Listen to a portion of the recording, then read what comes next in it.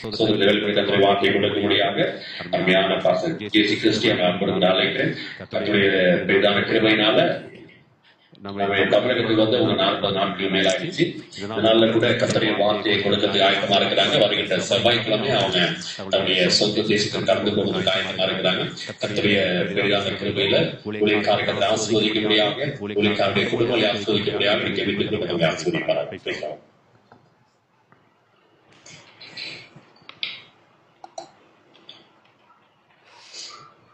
ஆமென். அல்லேலூயா. அழைத்து வரும் ஆண்டவருமாய் இருக்கிறதான இயேசு கிறிஸ்துவின் நாமத்தினாலே இந்த மாலை வேளையிலே கூடி வந்திருக்கிறதான ஒவ்வொருவரையும் நாங்கள் அன்போடு வாழ்த்தி வரவேற்கிறோம். அல்லேலூயா, அல்லேலூயா. நல்ல இந்த மாலை பொழுதிலே கர்த்தர் உங்களுக்குரிய காரியத்தை, உங்களுக்குரிய ஆகாரத்தை கொடுப்பார் என்று சொல்லி நான் விசுவாசிக்கிறேன். எடுத்துக்கொள்ளுங்க சங்கீத புஸ்தகம் 1வது சங்கீதம், அங்கே 1 முதல் 3 வரையான வசனங்களை. ஆலோசனை நடவாமலும் பாவிகளுடைய வழியில் இல்லாமலும் பரியாசக்காரர் உட்காரும் இடத்தில் உட்காராமலும் கர்த்தருடைய வேதத்தில் பிரியமாய் இருந்து இரவும் பகலும் அவருடைய வேதத்தில் தியானமாய் இருக்கிற மனுஷன் பாக்கியவான். அவன் நீர்க்கால்களின் ஓரமாய் நடப்பட்டு தன் காலத்தில் தன் கனியை தந்து இலையுதிராது இருக்கிற மரத்தை போல் இருப்பான். அவன் செய்வதெல்லாம் வாய்க்கும். துன்மார்க்கரோ அப்படி இராமல் காற்று பறக்கடிக்கும் பதரை போல் இருக்கிறார்கள். நல்ல அருமையான மாலை வேளையில உங்களுக்காக இந்த வார்த்தையை கர்த்தர் பேசும்படியாக என்னுடைய இருதயத்தில் ஏவிக் கொண்டிருந்தார். மனுஷன் மேலே நம்பிக்கை வைக்காமல் கர்த்தர் மேலே நம்பிக்கை வைக்கும் பொழுது உங்களுடைய வாழ்க்கை ஒரு செழிப்பை அடைய முடியும், ஒரு நன்மையை பெற்றுக்கொள்ள முடியும், ஒரு ஆசீர்வாதத்தை பெற்றுக்கொள்ள முடியும், ஒரு சமாதானத்தை பெற்றுக்கொள்ள முடியும். கர்த்தரிடத்திலே பொய் இல்லை. மனுஷனுடைய பேச்சுக்கள் எல்லாம் மாயையா இருக்கிறது. உலகத்துக்கு கீழேயும் வானத்துக்கு மேலேயும் வானத்துக்கு கீழேயும் எல்லாமே மாயையா இருக்கிறது. அதனால மனுஷனுடைய பேச்சு எல்லாமே மாயையா இருக்கிறது. இன்றைக்கு ஒன்று பேசுவாங்க, நாளைக்கு ஒன்று பேசுவாங்க, அதுக்கு அடுத்த நாள் ஒன்று பேசுவாங்க. எங்களுடையே இருப்பாங்க, எங்களுடையே சாப்பிடுவாங்க, எங்களுடைய தண்ணியை குடிப்பாங்க, எங்களுக்கே பக்கத்துல குழியை வெட்டி கொண்டிருப்பாங்க எங்களுக்கு தெரியாம. அல்லேலூயா. அப்படிப்பட்ட ஒரு வாழ்க்கையை நம்ம வாழ்ந்து கொண்டிருக்கிறோம். எங்களுக்குள்ளேதான் இருப்பாங்க. உன் வீட்டாரே உனக்கு சத்துருவா இருக்கிறாங்க வேதம் சொல்லுது. வெளியில இருந்தெல்லாம் யோசிக்க தேவையில்லை. அதனால இன்றைக்கு ஜனங்கள் என்ன செய்யறாங்கன்னு சொன்னா, மனிதர்களை நம்பி மனுஷர்கள் மேலே அவர்களுடைய எல்லா விதமான காரியங்களை வைத்து ஆண்டவரை புறம்பே தள்ளி கொண்டிருக்கிறார்கள். எனக்கு பிரியமானவர்களே, இந்த நாட்களிலே மனுஷனை நம்பாதே, கர்த்தரை நம்பு என்ற அந்த தலைப்போடு உங்களோட நான் பேச விரும்புகிறேன். கர்த்தர் உங்களோடும் என்னோடும் பேசுவாராக. துன்மார்க்கனுடைய ஆலோசனையிலே நடவாமலும் பாவிகளுடைய வழியிலே நில்லாமலும் பரியாசக்காரர்கள் உட்காருகிற இடத்திலே உட்காராமலும் கர்த்தருடைய வேதத்தில் பிரியமாயிருந்து இரவும் பகலும் அவருடைய வேதத்தில் தியானமாய் இருக்கிற மனுஷர்கள் பாக்கியவதிகளாய் இருப்பார்கள். இந்த நாட்களிலே மனுஷனுடைய வீண் பேச்சுகளை நம்புவதை விட்டுவிட்டு, மனுஷனோடு உங்களுடைய நேரங்களை செலவழிப்பதை விட்டுவிட்டு, அந்த நேரத்தை எல்லாம் கர்த்தருக்காய் நீங்கள் ஒதுக்கும் பொழுது, அந்த நாட்களை கர்த்தருக்காய் நீங்கள் ஒதுக்கும் பொழுது, அந்த நம்பிக்கையை கர்த்தர் மேல வைக்கும் பொழுது, நீங்கள் உங்களுடைய வாழ்க்கை எப்படி இருக்கும் என்று சொன்னால், அவன் நீர்க்காலங்களில் ஓரமாய் நடப்பட்டு தன் காலத்தில் தன் கனியை தந்து இலை உதிராதிருக்கிற மரத்தை போல் இருப்பான். அவன் செய்வதெல்லாம் வாய்க்கும். அல்லேலூயா, அல்லேலூயா. நீங்கள் ஆண்டவரோடு இருப்பீங்க என்று சொன்னா, அவருடைய சத்தத்துக்கு உங்களுடைய செவியை சாய்ப்பீங்க என்று சொன்னா, ஒரு நீரோட இருக்கிற இடத்துல ஒரு மரம் எப்படி செழிப்பாய் வளர்ந்து தன்னுடைய கனியை கொடுக்கிறதோ, அதை போல உங்களுடைய வாழ்க்கை மாறும் என்று அழகான இந்த சங்கீத புஸ்தகம் முதலாவது சங்கீதம் சொல்லுது. எனக்கு பிரியமானவர்களே, இன்றைக்கு துன்மார்க்கமான வாழ்க்கையை வாழ்கிறவர்களுடைய பேச்சை நாங்கள் கேட்போமா இருந்தால் ஆண்டவரை விட்டு நாங்கள் எங்கோ போக வேண்டிய ஒரு நிர்பந்தம் உண்டாகிவிடும். வீண் பேச்சு பேசுபவர்களுடைய வார்த்தைகளை கேட்போமா இருந்தால் ஆண்டவரை விட்டு நாங்கள் தூரம் போவதற்கு ஏதுவான காரியங்களை நாங்கள் செய்து கொண்டிருக்கிறோம் என்பதற்கு அர்த்தம். இந்த நாட்களிலே ஆண்டவர் கவலைப்படுகிறார், எங்களை பார்த்து வேதனைப்படுகிறார். எனக்கு கொடுக்க வேண்டிய நேரத்தை ஏதோ ஒரு காரியத்துக்கு கொடுத்து கொண்டிருக்கிறாயே, எந்த மனுஷனுடையோ பேசிக் கொண்டிருக்கிறாயே, என் மேல வைக்க வேண்டிய அன்பை விட்டு விட்டு நீ மனுஷன் மேல வைத்துக் கொண்டிருக்கிறாயே. இன்றைக்கு பேசி நாளைக்கு அதை மறந்து போய்விட்டு உன்னை தெரியாது என்று சொல்லி போகிற மனுஷனை நம்புவதை பார்க்கலாம் கர்த்தர் பேரில் பற்றுதலாய் இருப்பது அது நலமாய் இருக்கும் அல்லவா? எத்தனையோ ஜனங்கள் எங்களுக்கு அதை செய்வாங்க இதை செய்வாங்க என்று சொல்லி எத்தனையோ பிரதமர்களாயா இருக்கட்டும், அவர்களுடைய அதிகாரிகளையா இருக்கட்டும், அல்லது யாராவது மனுஷன் உதவி செய்கிறவனா இருக்கட்டும், அவர்களை இன்றைக்கு நம்பிக்கொண்டிருக்கிறாங்க. இல்ல, உண்மையான ஒரு தெய்வம் இருக்கிறார், நம்பத்தக்க ஒருவர் மாத்திரமே, அவர் இயேசு கிறிஸ்து மாத்திரமே. அவரிடத்துல எல்லா குறைவுகளையும் நாங்கள் சொல்லும் பொழுது, எல்லா தேவைகளையும் நாங்கள் அவரிடத்துல முன்வைக்கும் பொழுது, அப்பா எனக்கு இந்த பிரச்சனை இருக்கிறது, இப்படிப்பட்ட குழப்பங்கள் இருக்கிறது, இப்படிப்பட்ட வேதனைகள் இருக்கிறது என்பதை அவர் அறிந்திருக்கிறார். உங்கள் மன கவலைகள், உங்கள் பிரச்சனைகள் எல்லாம் அவரிடத்திலே நீங்கள் சொல்லும் பொழுது அதற்கு ஒரு நிரந்தரமான தீர்வை கர்த்தர் கொடுக்க போதுமானவராயிருக்கிறார். மனுஷனிடத்தில் நீங்கள் சொல்லும் பொழுது அதை மற்றவர்களோடு அவர்கள் பகிர்ந்து உங்களை வேதனைக்குள்ளாக மாற்றி போடுவார்கள். எரேமியாவின் புஸ்தகம் எடுத்துக்கொள்ளுங்க, 17வது அதிகாரம் 7வது வசனமும் 8வது வசனம். கர்த்தர் மேல் நம்பிக்கை வைத்து கர்த்தரை தன் நம்பிக்கையாக கொண்டிருக்கிற மனுஷன் பாக்கியவான்.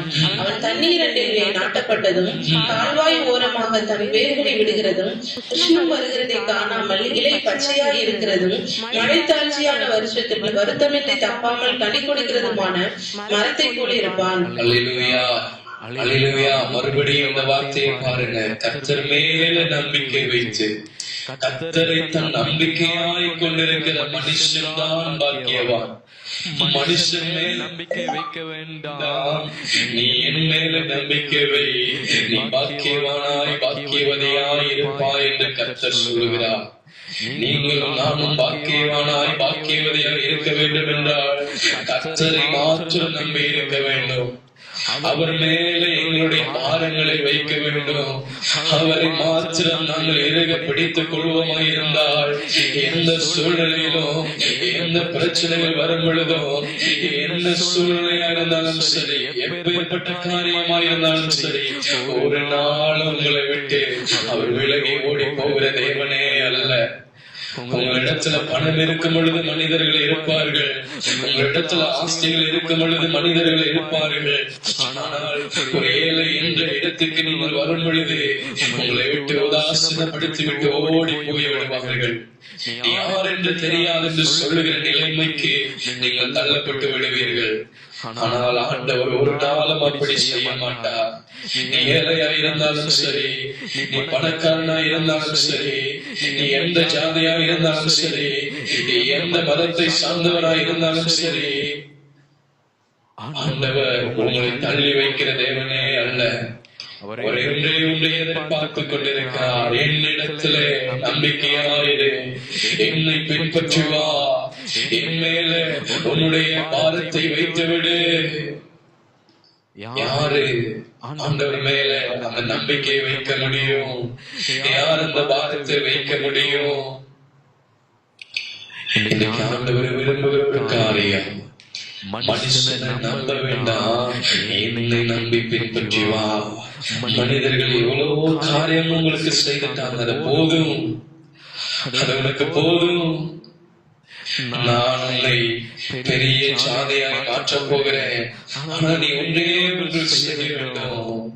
இப்படிப்பட்ட மனிதர்களை நீ வெறுத்து என் பின்னை பின்பற்றி வா, அப்பொழுது உன்னுடைய வாழ்க்கை எப்படி இருக்கும் என்று சொன்னால், அவன் தண்ணீர் அண்டையிலே நாட்டப்பட்டதும் தாழ்வாய் ஓரமாய் தன் வேர்களை விடுகிறதும் உஷ்ணம் வருகிறதை காணாமல் இலை பச்சையாய் இருக்கிறதும் மழை தாழ்ச்சியான வருஷத்திலும் வருத்தமின்றி ஐயம்மா உன்னுடைய வாழ்க்கையில நீ வாழ்ந்து கொண்டிருக்கிற நாட்களில் வறட்சிகள் பஞ்சங்களே ஏற்பட்டாலும் உனக்கு அப்படிப்பட்ட ஒரு சூழ்நிலை இருக்கிறது என்பதை தெரியாமல் கர்த்தர் உன்னை அற்புத விதமாய் நடத்தி செல்வார்.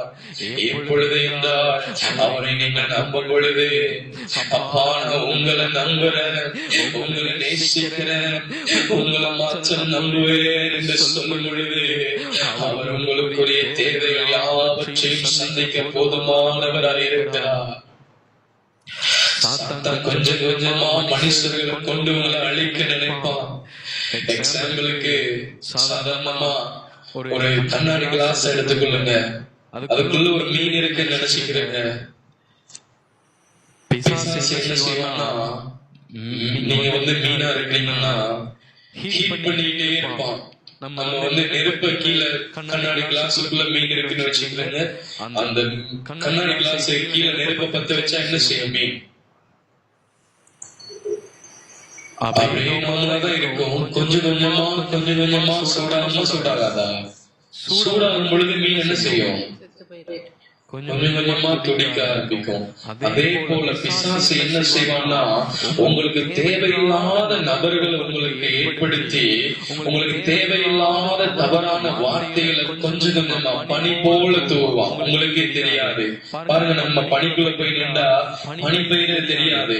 கொஞ்ச நேரம் சென்ற பிறகுதான் தெரியும். ஒரு அரை மணி நேரத்துக்கு பிறகு ஈரமா இருக்கும் போதுதான் நமக்கு தெரியும் பனி நம்ம மேல விழுந்திருக்கு. அத போல பனியா தூவான். கொஞ்சம் கொஞ்சமா ஹீட் பண்ணுவான். தவறான வார்த்தைகள், தவறான எண்ணங்கள், தவறான சிந்தனைகள், தவறான ஆலோசனைகளை தேடி போக வேண்டாம். உனக்கு சரியான ஆலோசனையை நான் சொல்லுகிறேன், நீ என்னிடத்தில் வா என்று கர்த்தர் சொல்லுகிறார். கொஞ்சம் கொஞ்சமா நீங்க சாக போறீங்களா, இல்ல கொஞ்சம் கொஞ்சமா கர்த்தருக்காய் எழும்பி பிரகாசிக்க போறீங்களா? ஹல்லேலூயா. கர்த்தர் விரும்புகிற காரியம், என் மகன் என்னிடத்துல வர வேண்டும் என்று. மனுஷனை நம்ப வேண்டாம். மனுஷன் எல்லாம் ஏமாற்றிடுவாங்க. கெட்ட குமாரனுடைய சம்பவத்தை நாங்கள் பார்க்கிறோம். அவன் ஆஸ்தியில பாதையை பிரித்து கொண்டு போகிறான். நண்பர்கள் எல்லாம் செய்தாங்க. ஒரு காலகட்டத்தில் அவனோட இருக்கிறாங்க. சுகமான வாழ்க்கை, உலகம் போன போக்கில தன்னுடைய வாழ்க்கையை சந்தோஷமாய் வாழுகிறான். ஆனால் அந்த சந்தோஷம் நீடித்திருந்ததா? ஒரு குறுகிய நாட்களுக்குள்ளே எல்லாவற்றையும் செலவழித்தான். அந்த குறுகிய நாட்களுக்குள்ளே வந்த ஆசீர்வாதங்கள் நிரந்தரம் இல்லாமல் எப்படி எவ்வளவு சீக்கிரமாய் வந்ததோ அவ்வளவு சீக்கிரமாய் எல்லாம் கடந்து போய்விட்டது. எனக்கு பிரியமானவர்களே, அதே போலதான் இன்றைக்கு உங்களிடத்துல ஏதாவது ஒன்று கிடைக்கும் என்று மனிதர்கள் எதிர்பார்த்து வந்து உங்களிடத்துல பேசிக் கொண்டிருப்பார்கள். ஆனால் கர்த்தர் உங்களிடத்துல எந்த ஒரு காரியத்தையும் எதிர்பார்க்கவில்லை. மகனே, மகளே, எனக்கு கீழ்ப்படி, என் வார்த்தைகளுக்கும் செவிசாய், என் சத்தத்தை நிக்கல். உனக்காக என் வாசலை ஆயத்தப்படுத்தி வைத்திருக்கிறேன், அந்த வழியாய் நீ பிரவேசி என்று விரும்புகிறார் என் தெய்வம். ஆனால் நாங்களோ மனுஷனுடைய பேச்சையும் மனுஷனுடைய காரியங்களையும் கேட்டுக்கொண்டு சிந்தித்துக் கொண்டு உலகத்தினுடைய வழிக்குள்ளே நடந்து போய் கொண்டிருக்கிறோம். அல்லேலூயா. கேட்டுக்கு போகிற வழியோ வழி விசாலமாக இருக்கிறது. எந்த பாதையும் உங்களுக்கு திறக்கப்பட்டிருக்கிறது. ஆனால் நீ நன்மைக்கு போக வேண்டும் என்று சொன்னால், அவனுடைய சன்னிதானத்துக்கு போக வேண்டும் என்று சொன்னால், அது ஒரே வாசல், அது ஒரே வழி, அதிகமான பாதை. அதுல போகும் பொழுது உனக்கு முட்கள் குத்தும், பிரச்சனைகள் வரும், தடங்கள் வரும், பிசாசு போராட்டங்களை கொண்டு வருவான், பாடுகளை கொண்டு வருவான். ஆனால் நீ அந்த வாசல் வழியாக அந்த பரலோக ராஜ்யத்தை அடைந்து கொள்ள முடியும். அந்த பரலோக ராஜ்யத்தை அடைந்து கொள்ள முடியும். நரகத்துக்கு போக வேண்டும் என்பது எங்களுக்கு ஒருவருக்கும் ஆசை இல்லை என்பதை கர்த்தர் அறிந்திருக்கிறார். ஆனால் பரலோகத்துக்கு போக வேண்டும் என்பது எங்களுக்கு மிகுந்த ஆசையா இருக்கலாம். ஆனால் இந்த உலகத்துல அப்படிப்பட்ட இடுக்கமான வாசல் வழியா எவனொருவன் பிரவேசிக்க முற்படுகிறார்களோ அவர்கள் மாத்திரமே அந்த பரலோகத்தின் வாசல் அண்டைக்கு போக முடியும். அந்த பரலோகத்திலே பிதாவை முகமுகமாய் தரிசிக்க முடியும். அல்லேலூயா. ஒரு விஷயங்களை நோடுவோமா? கர்த்தரை நோக்கி பார்ப்போம். உலகம் எல்லாம் மாய, உலகத்தில் வாழுகிற ஜனங்கள் எல்லாம் மாய. இன்றைக்கு ஒன்று சொல்லி நாளைக்கு காணாமல் போய் கொண்டிருக்கிற உலகத்தில் நாங்கள் நின்று கொண்டிருக்கிறோம். பிரியமானவர்களே, உலகத்தை எல்லாம் மறந்து என் பின்பதாய் நீ வா, நான் உனக்காக இருக்கிறேன். நீ எப்படிப்பட்டவனா இருந்தாலும் பரவாயில்ல, நீ எப்படிப்பட்டவளா இருந்தாலும் பரவாயில்லம்மா, நான் உன்னை ஆற்றி தேற்றுவதற்காக நான் ஆயத்தமாய் இருக்கிறேன். மனுஷனை போல உன்னை விட்டு நான் போவதில்லை. உன் தாய் உன்னை மறந்தாலும் நான் உன்னை மறப்பதே இல்லை என்று சொல்லுகிறார். உன்னை உள்ள கைகளுக்குள்ளே வரைந்து வைத்திருக்கிற அவ்வளவு அன்பு நிறைந்த தெய்வம் அல்லவோ அவர். ஒரு விஷயம் நாங்கள் கண்களை மூடி உண்மையாய் உணரும் பொழுது, அப்பா இவ்வளவு நாட்கள் உண்மை விட்டு நான் பிரிந்திருக்கிறேனோ, உன்னுடைய அன்பை விட்டு விலகி இருந்தேனோ, உண்மை விட்டு உன்னுடைய பிரமாணங்களை கை கொள்ளாமல் இருந்தேனோ, உன்னுடைய வார்த்தைகள் எத்தனையோ தடவை நான் கேட்ட போதிலும் அவைகளின்படி நான் வாழாமல் விட்டு விட்டேனோ. ஒரு விஷயம் மன்னித்து மனம் திறப்பு நல்லவரே. ஆண்டவர் சொல்றார், மகனே மகளே, உண்மையாய் என்னை நோக்கி கூப்பிடுவேன் என்று சொன்னார், உனக்கு நான் மறு உத்தரவு கொடுப்பேன், உனக்கு நான் மறு உத்தரவு கொடுப்பேன். எப்படி கெட்ட குமாரன் மனம் திரும்பி தன்னுடைய தகப்பனார் இடத்துக்கு போனால் ஏதாவது ஒரு காரியம் நடக்கும் என்று எதிர்பார்த்து தன்னுடைய தகப்பனார் இடத்துக்கு போனாலோ, தகப்பன் உடனே கட்டி பிடித்து எப்படி முத்தமிட்டு விலை உயர்ந்த காரியங்களை அவனுக்காய் ஆயுதப்படுத்தி கொடுத்தாரோ, அதை போல கர்த்தர் உங்களை எதிர்பார்த்து கொண்டிருக்கிறார். மனுஷனை விட்டு வா, ஆஸ்தியை விட்டு வா, உனக்கு தேவையான இந்த உலகத்தினுடைய எல்லா விதமான அழிந்து போகிற காரியங்களை விட்டு விட்டு வா. நான் உனக்கு விலை உயர்ந்த காரியத்தை கொடுக்க விரும்புகிறேன். நான் உன்னை கட்டி எழுப்ப விரும்புகிறேன். உனக்கு நிரந்தரமான ஒரு ஆசீர்வாத நிரந்தரமான காரியத்தை நான் உனக்கு கொடுக்க விரும்புகிறேன் என்று கர்த்தர் சொல்லுகிறார். இன்றைக்கு சபையாகிய நாங்கள் ஆயத்தப்படுத்தும் பொழுது, நாங்கள் ஆயத்தமாகும் பொழுது கர்த்தர் எங்களை பிரகாசமாய் மாற்றப் போகிறார். விலை உயர்ந்த காரியங்களை கொடுக்க போகிறார். ஐயா அம்மா, மனுஷன் உங்களுக்கு கொடுக்கிற அந்த உயர்வு அல்ல, மனுஷன் உங்களுக்கு கொடுக்கிற அந்த கணம் அல்ல, இது தேவன் கொடுக்கிற கணம், இது தேவன் கொடுக்கிற ராஜ்யம். கண்களை மூடி உள்ளத்தின் ஆழத்திலிருந்து மனுஷனை நீங்க நம்பி இருந்தீங்கன்னா இந்த ஒரு விஷயம் ஆண்டவர்கிட்ட சொல்லுங்கப்பா, இவ்வளவு நாள் நான் மனுஷனை நம்பி ஏமாந்து போய்விட்டேன், மனிதர்களை நம்பி என் வாழ்க்கை பாழாகி போய்விட்டது. நான் மறுபடியும் இடத்துல வாரப்பா, நான் மறுபடியும் உன்னிடத்துல வர விரும்புகிறேன். உன்னுடைய மகனாக என்னை சேர்த்துக் கொள்ளுங்கப்பா. ஒரு விஷயம் வாயிலை திறந்து கேட்பீங்களா?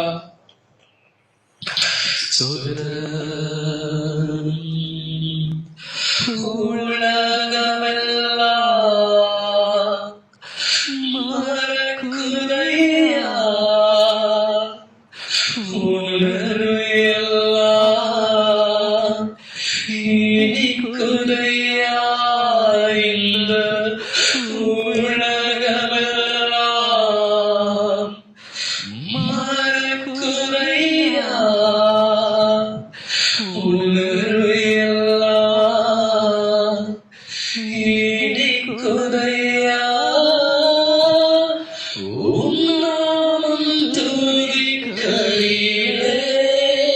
ஓ இயேசுயா உம் அன்பை ருசிக்கையிலே நீங்க சொல்லுங்கப்பா உம் நாமம் துதிக்கையிலே ஓ இயேசுயா உம் அன்பை ருசிக்கையிலே